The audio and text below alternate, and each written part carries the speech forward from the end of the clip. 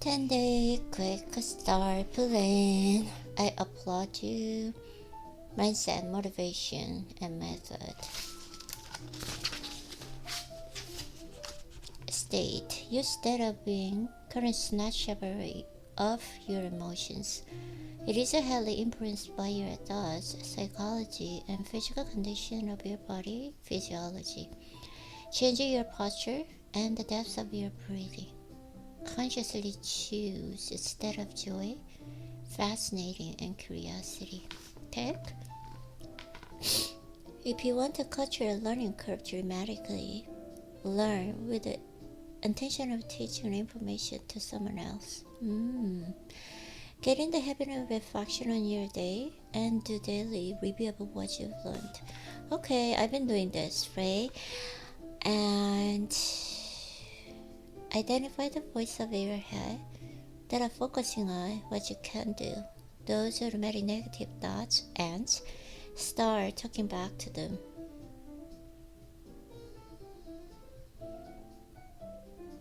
Okay. Question your questions. Identify this question and think about how you can change it to change your behavior. Knowledge itself is not power. It only has the potential when you apply it. Start asking the questions that will help you get the important answers you need throughout the day. For more on this, reread the section starting on page 56. Imagine what you want most. Now write down the advantages you will have when you apply what you've learned.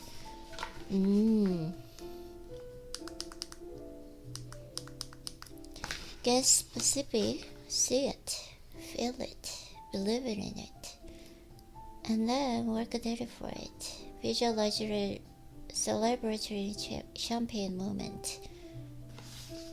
Your lover. Okay, start a new healthy habit. Take a small, simple steps to create one new healthy habit that will lead you to success. Make it a part of your morning routine. You will never change your life until you decide to change something you do daily. Our daily decisions and habits have a huge impact on both our levels of happiness and success. If you're persistent, you can achieve it. If you're consistent, you can keep it. Little by little, a little can become a lot. Remember, every professional was once a beginner. Give your brain some energy. Harness your energy to win each day. Eat one or more of these brain food daily. Which one is your favorite and why? Remember, what you eat matters, especially for your brain matters. You're all lifelong runners. Set optimal state of study and learn. Remove distractions. Use the hear, health, empathy, anticipate, review method to watch a top video you've ever seen before and practice your listening skills. Before you begin any task, always check with your mom motivation, observation, methods. Also check in with your why. What is your motive for remembering that person's name? What do you observe? Remember, most of your memory is not a retention issue. It's an attention issue. Set a daily reading goal, even if it's just for 10 minutes a day. There is a part to reading, and these benefits compound over time. The key is consistency. Pick a book you've been wanting to read. Set a time for the 10 minutes. Put away the distractions and practice reading with the visual pacer. Then schedule your reading time for each day. Put it in your calendar as an appointment with yourself. Leaders are leaders. Leaders are readers. Reading is a great exercise for your mind. Remember, you can download decades of experience in the reading just one book.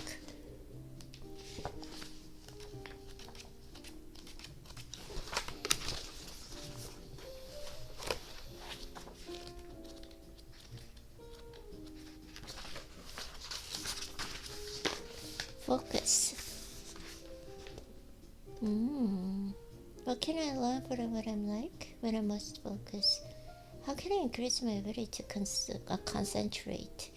How do I limit my distractions and calm my busy mind? In many cases, it's a matter of focus. This happened because you were able to train your focus on a task at hand, get right on the task, and then not let anything distract you from the task. So, why do most of us have only so much an ability to maintain focus? Simply, I think, it's because we are never taught to do so.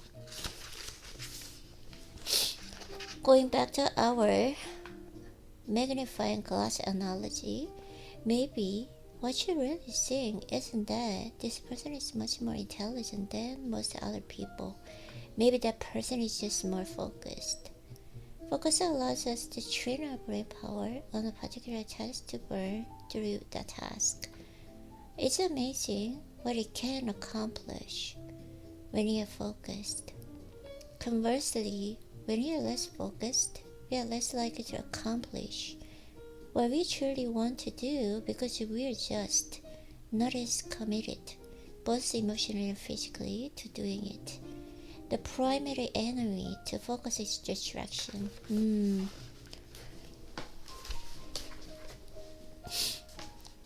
Rate your current level of concentration from 0 to 10. Now rate your desire to increase this level. Your concentration like muscle. You can train to become stronger with the practice. If you can concentrate, you can manifest. It's just saying is that concentration is a critical component of anything you want to accomplish. Points out that concentration is like a muscle that gets stronger the more you exercise it. Concentration isn't something you can learn and something you can practice to get better at. However, when most of us practice instead of distraction, we allow our minds to jump from the dot to dot, often using technology to help us practice distraction. I define concentration as my ability to keep my awareness on one thing for an extended period of time. Every time my concentration drifts, I use my willpower to bring my awareness back. It isn't your mind that's moving. It's your awareness. In order to excel at concentration, you need to make yourself keep the ball a light train on one spot in your mind for an extended period. This won't be easy at first, but a conscious effort to exercise your willpower in this way is likely to lead to an impressive result. If you make the commitment to practice concentration an hour or so a day, it will soon become second nature. Whenever possible, try to do one thing at a time. We have talked a bit about the multitasking already, but for now, just remember that multitasking is a grossly inefficient way to get anything done. By doing one thing at a time, your concentration muscle will become incredibly strong and your focus will reach limitless levels. Another key to boosting your concentration is decluttering your environment. In layperson's terms, what this means is that physical clutter in your surrounding competes for your attention, which results in a decreased performance and increased anxiety and stress levels. So, if you want to become a master in concentration, divest yourself in a potential for distraction whenever concentration is critical. If you are working on your computer, shut down every application and every open tab other than the ones that absolutely need to perform the task at hand. Remember the item is in your physical workspace as well, calming your busy mind. Yet precisely because of this, it's more important than ever to find ways to bring calm to your mind. You might not even realize it, but all input you are getting on a given day is causing a considerable amount of stress. Anxious thoughts can overwhelm you, making it difficult to make decisions and take action to deal with whatever issue bothers you. Anxiety can also lead to overthinking, which makes you more anxious, which leads to more overthinking, and so on. How can you get out of this vicious cycle? Repressing anxious thoughts won't work. That will just pop up again, sometimes with more intensity. The entire cingulate cortex, which is involved in focus. Among people going through the training exercise to increase attention, their ACCs grew thicker. Oh, that's an exercise, okay. Tools like meditation, yoga, and certain martial arts can be tremendously valuable in helping you calm your busy mind. Breathe. Develop a breathing tool they call the 478 method. It's very possible the reason this is happening is because there's something that you need to do that you've been avoiding doing. If that's the case, do a little 478 breathing. Deal with the stress of a task, and then you can get back to everything else you want to do with increased focus. They're relatively easy to do, but saying, I'll worry about it at 4:15 very well might. Unlimiting your focus is key to unleashing your superpowers. Anti-procrastination. Study. I'm going to be a lifelong student. How can I optimize my study time? This mean had a seemingly entirely calm, but with that question, his voice would become more animated. Animated. His voice was animated. The first, known as unconscious incompetence, is when you don't know what you don't know. For example, you might not even be aware of the fact that something like speed reading exists, so you're also not aware that you're currently not capable of doing it. The third level is conscious competence. What this means is that you're aware of a skill and have a capacity to perform that skill, but only when you actively put your mind to it. You can do it, but it takes work. Similarly, at this stage, for other activities, like typing or driving, you can do it, but it requires your conscious attention. The fourth level, the only way prolonged learners is seeking, is unconscious competence. In this case, you know how to perform a skill, and it's second nature to you. With the speed reading, you will read at a point of unconscious competence. When this simply becomes the way you read, you are not making yourself read faster. You are just doing so. You are typing and driving with your deliberate attention. Now the key to get from conscious competence to unconscious competence is obvious. It's a practice. Practice makes progress. Beautiful. Beautiful. Wow. Now the key to get from conscious competence to unconscious competence is obvious. It's practice. Practice makes progress. I will add in a fifth level, true mastery. This is a step beyond unconscious competence to where it's a second nature to perform a skill at an elite level. Elite level, true mastery. True mastery, elite level. Oh.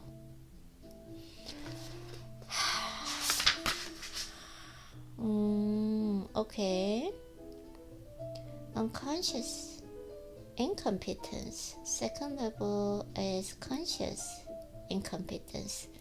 Third level is conscious competence. Okay, it's intermediate, right? And the fourth level is unconscious competence. Okay, that's mastery. And the fifth level is true mastery. This is a step beyond unconscious competence where it's a second nature to perform a skill at elite level. This is the level of being limitless. And if you're going to be a master, you are going to need to study like a superhero. At elite level, master, true mastery. How to study better? The most successful people in the world are lifelong students.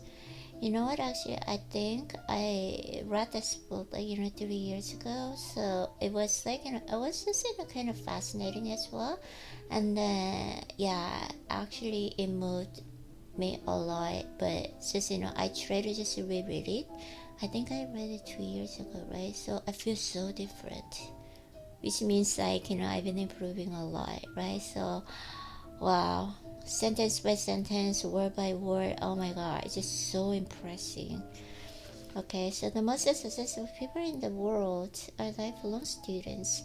That means they're continuously learning new skills, keeping up with the list at their chosen fields, and the studying of praise and what other fields might be able to offer to them.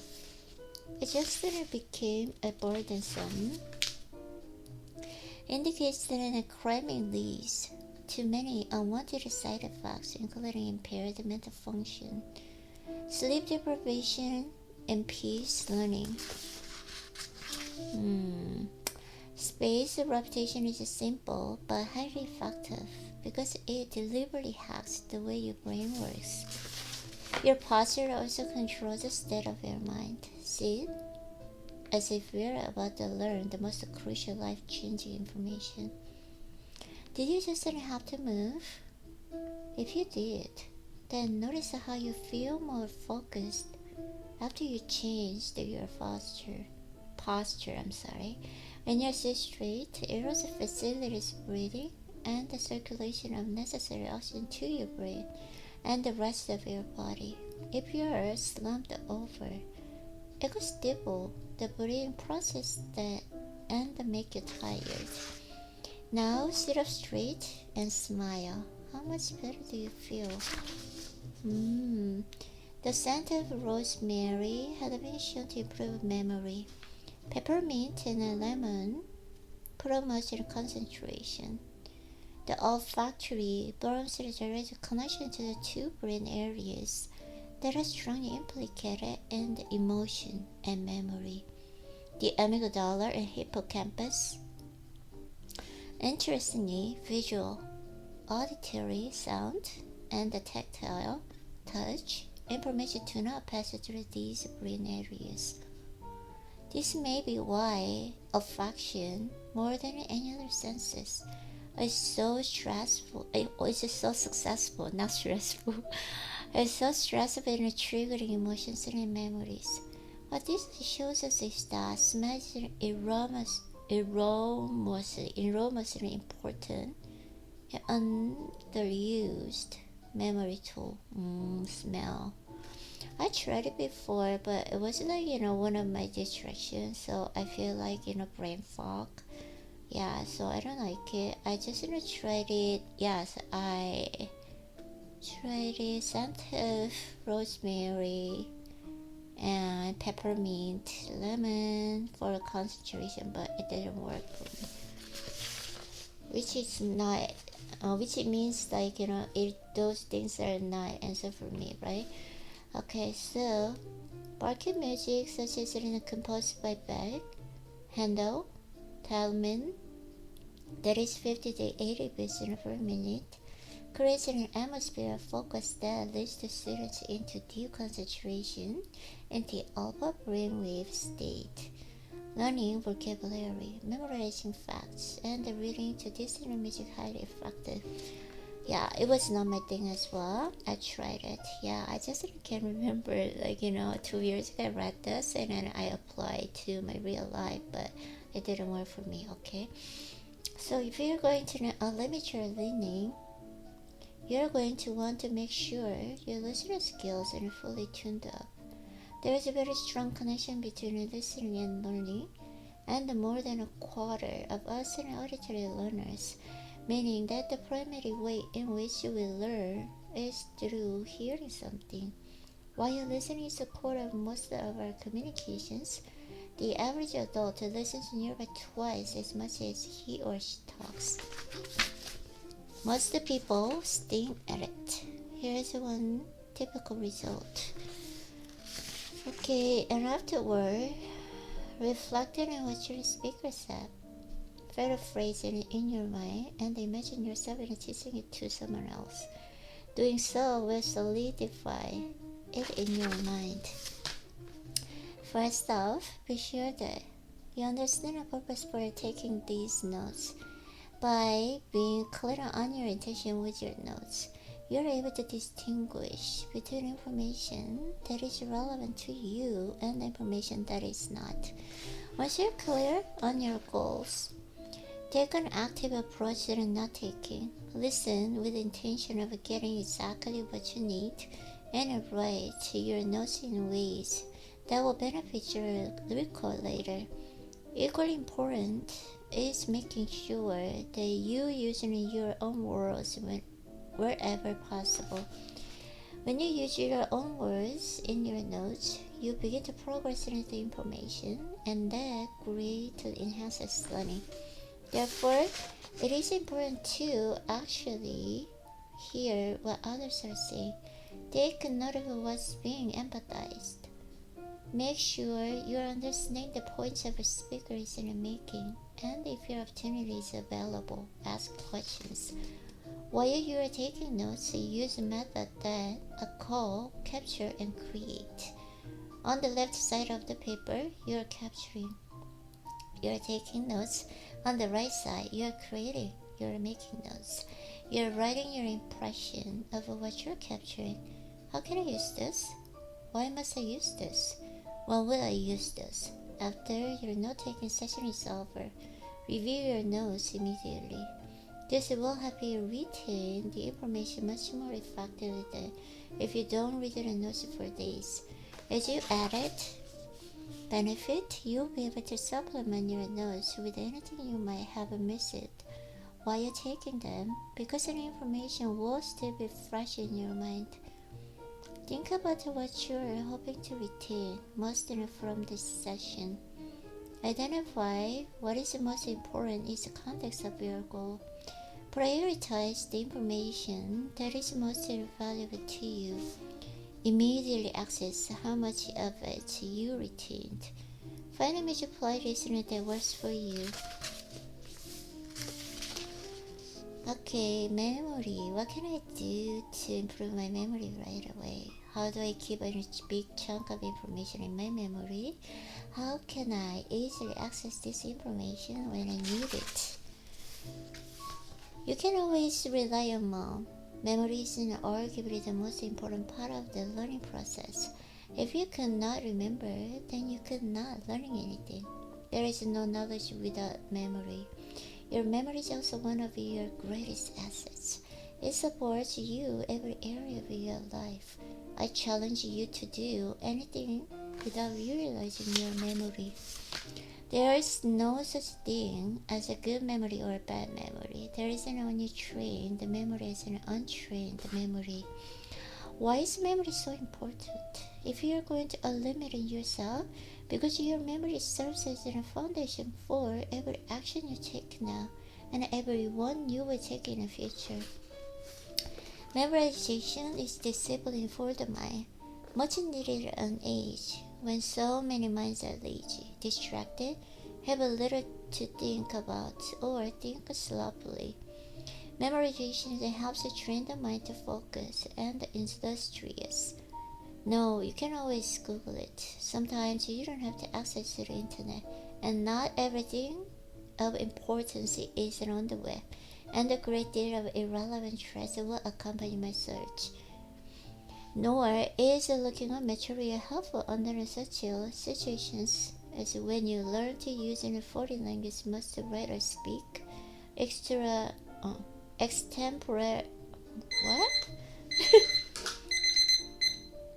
What kind of extemporaneously? Wow, temporarily. Extemporaneously with student expert. Okay, memorization creates a repertoire of the what we think about. Nobody can think in a vacuum of information. To be an expert in any field requires the knowledge that you already have. We think with ideas held in working memory, which can only access at high speed from the brain's stored memory. Understanding is nourished by the information you hold in a working memory as you think. Without such knowledge, we have a mind full of mush. The exercise of memory develops in learning and the memory scheme that promotes improved ability to learn. The more you remember, the more you can learn. It's more like a muscle in that you train it. The stronger it gets, and the more you can store. M is motivation. Motivated to remember. Hey, if you remember our call tomorrow, I'll give it $5,000. You're overwhelmingly more likely to remember something when you have a strong motivation to do so. So, if you want to train yourself to have a strong memory, give yourself a stronger motivation to do so. The issue isn't retention but rather attention. If you're serious about boosting your memory, condition yourself to be truly present in any situation where you want to remember something. What the Baker paradox illustrates for us is that creating associations for ourselves is likely to boost our memories dramatically. The exercise and following pages are tools along these lines that they have found particularly effective. In the traditional education system, as you may be aware, we turned your listening into story. Remember that there is no such thing as a good memory or bad memory, only a trained memory or untrained memory. Employing this tool regularly will give you a kind of the training that you can access in all kinds of situations. The secret of a good memory is attention, and attention to a subject depends upon interest to it. We rarely forget that which has made a deep impression on our minds.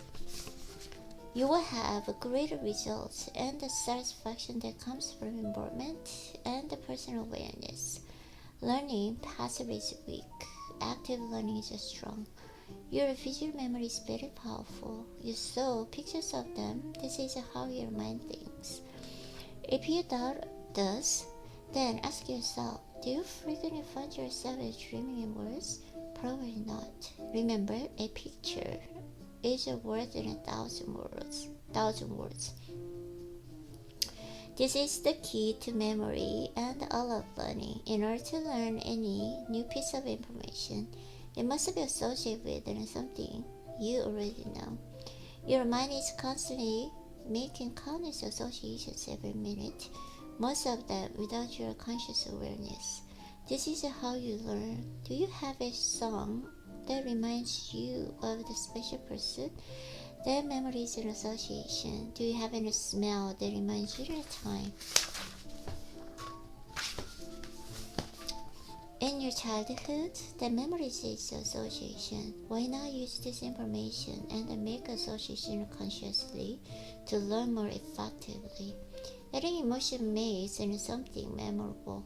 Information by itself is forgettable, but information combined with emotion becomes a long-term memory. This is a part of your imagination. This is a part of your mind. Let's just try it again. With this memory, it doesn't matter if the story makes much sense. What's important is that you provide some kind of imaginative detail for all of this word in your list. Remember, the more emotional and exaggerated they are, the better you will recall. There's really no way to unlimit yourself without having a well-trained memory. And in many of these cases, it's critical that you be able to do this without having any notes in front of you. A time or honor the technique for making their presentations without notes. And when I say time honored, I mean this is quite literally. Identify the 10 major talking points from your presentation. These can be keywords or phrases and perhaps quotations that you want to incorporate. Now imagine a place and you know well. This can be a part of your home, a street that you walk often, a nearby park, and anything else with which you have a great deal of familiarity and that you can easily recall vividly. Now consider passing through that location. Identify 10 spots in this room that you can quickly see in your mind. Once you've picked out the one locations, assign a major talking point to each other of these locations. Be sure to make the order of the talking points match the order in which you work through the room. Now practice your presentation, using your walk through the location as a tool for remembering each of the primary messages in a presentation. Each component of the presentation should come to you as you need it. With the practice, you should find it possible for you to access large chunks of information without referring to your notes. Your recall will improve dramatically, and your speeches and reports will seem more natural. You can employ this approach whenever you need to memorize in box. Often a case of it not being attentive in this moment. Remembering mom can be enormously helpful in that regard. But I also have techniques specifically generally helping people remember names that you might find used with the mnemonic. I don't know, I never seen this words. Mnemonic in a B, shubu. Believing that you are going to be able to do. Doing this is going to take some practice. When you hear a person's name for the first time, say it back. During the course of your conversation with this person, use their name. Vision is an incredibly powerful memory tool. Vocabulary is one of the cornerstones of learning. To remember the meaning of words is easy. I've used these examples to better introduce you to basics, build upon them, and understand their significance. You can use these skills for practically anything. These systems are both flexible and universal. I hope you can see now that having well-trained memory is an essential part of unlimiting yourself. When your memory is finely tuned, you are exponentially stronger than if you are trying to get by with untrained memory.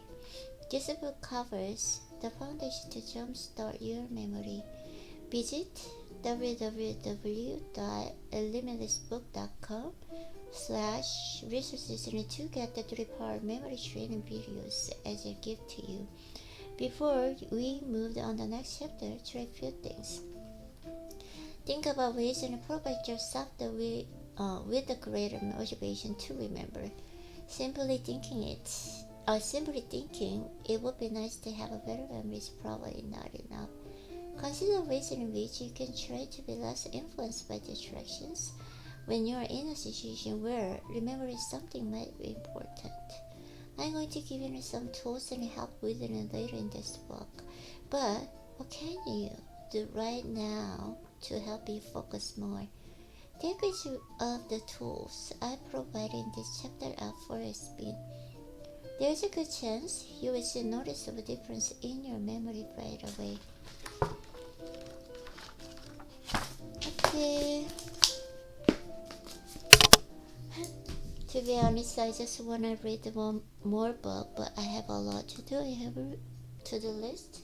There are so many things into the list as well, and then also I have a new routine work as well, right? So I should stop here. So it is a kind of discipline as well. Try to control the day as well, right?